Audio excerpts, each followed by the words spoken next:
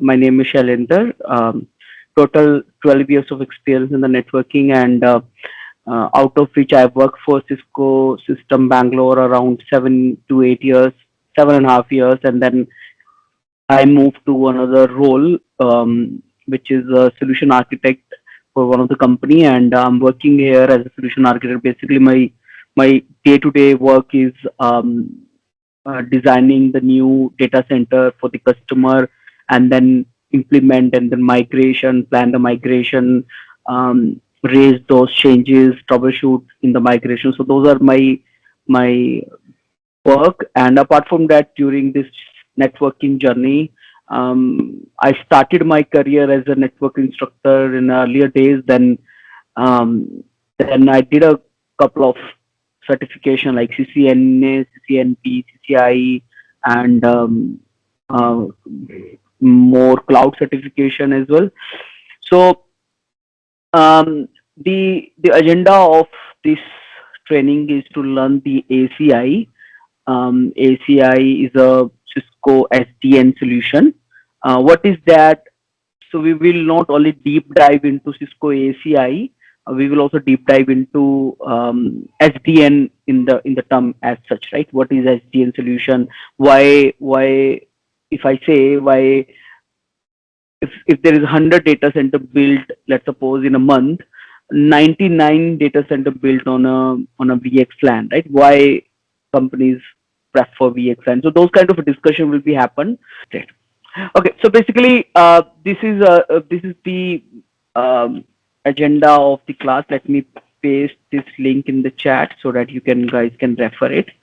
So Cisco ACI, it's a live one-to-one. It's not a recorded session. So the benefit is, like, if you have any question, any point of time, just feel free to stop me, and we will discuss that topic. That's one of the benefit of the live course, which I believe strongly not. This is not in the instructor-led video recording courses, right? So over there you don't have flexibility. So feel free to utilize this, and I will more than happy if you guys ask me question, and ask me any question, right? Does not think about, oh, hey, this question is relevant to ACI, or if it is relevant to networking or anything in any matter, just feel free to utilize and utilize this session.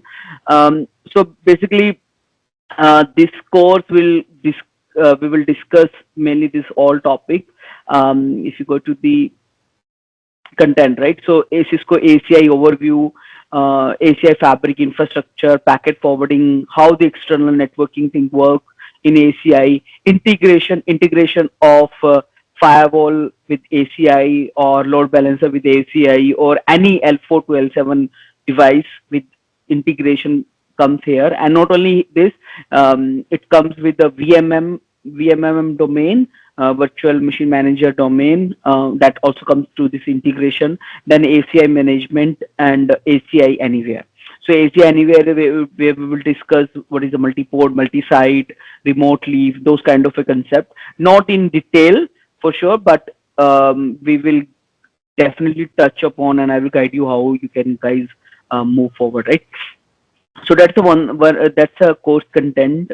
So Bindu, your question was, it is total data center complete.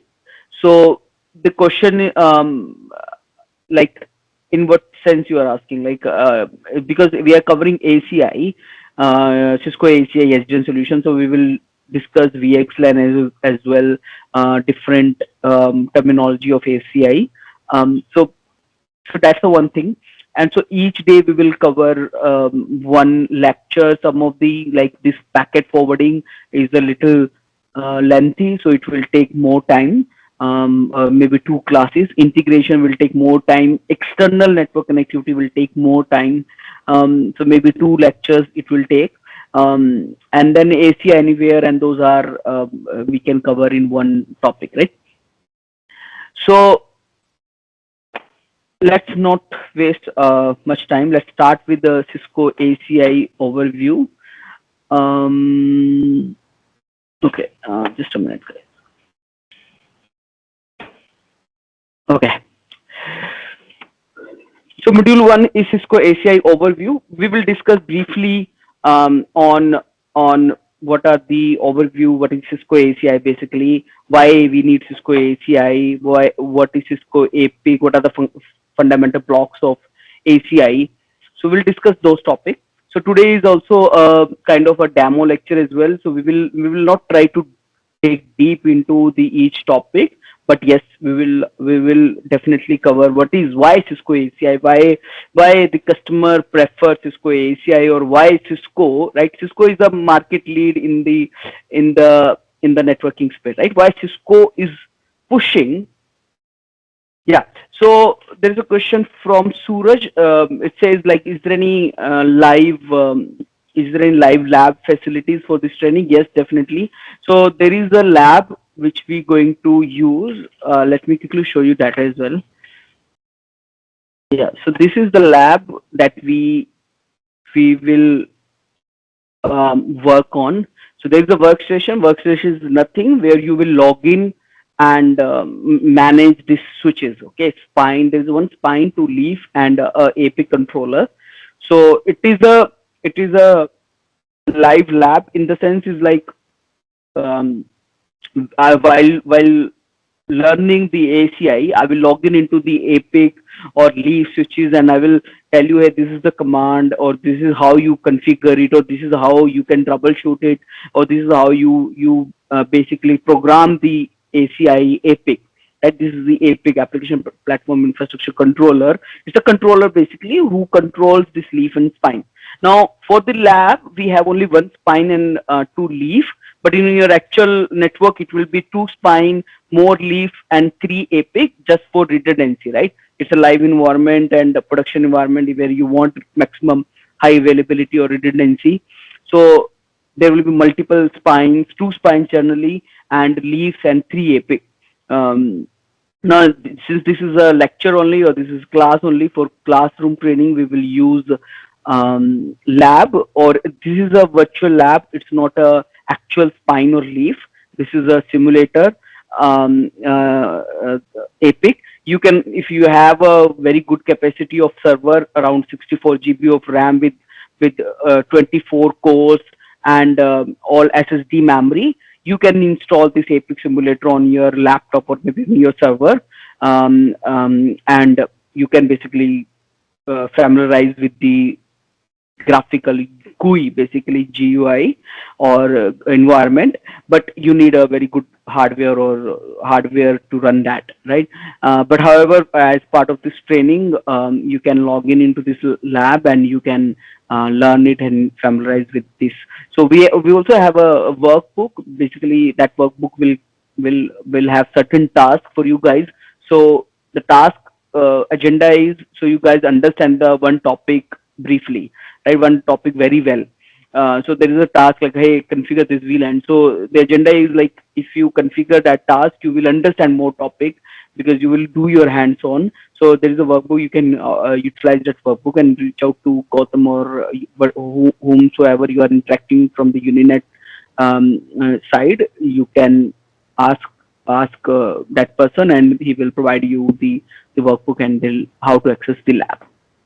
Okay, so again, I'm just rephrasing this. This is a virtual lab, but the thing is, 99% of the topics of the ACI, if you want to learn the ACI, I think this is the best simulator we have, and that's why Cisco has built it. And 99% of the topic can be covered with this lab. Okay, so um, so this is Cisco ACI. Let's start with the agenda. So today agenda is why Cisco ACI, why we need Cisco ACI, why not a Juniper product, or why not traditional network, which is core, distribution, and access layer. Why Cisco ACI? What is this APIC? What is this policy, Nexus switches, and ACI, different ACI technology? So we'll cover one by one each topic. Okay, so first is why Cisco ACI. Why we are saying, hey, we need a ACI technology in our data center or in our network. So basically, if you are new in the if you familiarize with the spanning tree, the whole story starts with the spanning tree drawbacks, or not drawbacks, because see, I'm a big fan of spanning tree. Why? Because this single-handed protocol, uh, in the networking space, this protocol is still running, right? And it's running like 30 years or so, and without any major software defect or without any issues, right? Yes, the world is changes, and you need a different protocol. That's a different scenario. And why is because, let's suppose this customer A, right? This is customer A and this is customer B. Now they want to talk to each other. They are in the same VLAN number 10, and this is, let's suppose, VLAN number 10. And there is some server which is in VLAN number 30. Oh, sorry, this is some web server which is in the same VLAN number 10. So customer B also wants to access this web server, and customer A also wants to access this web server. So basically what will happen, the traffic comes here, it will go to its gateway, and then it will go to here. Now in this case, even the gateway is not required. Why? Because it is all are in the same LAN. They are in the same VLAN. So I don't need to go to gateway for for anything, right? If, however, if this is 20, if this is VLAN number 20, it's in different network now, right? So I need to go to my gateway, and my gateway will say, hey, this is where your server is connected. So for that reason, I need a gateway, right?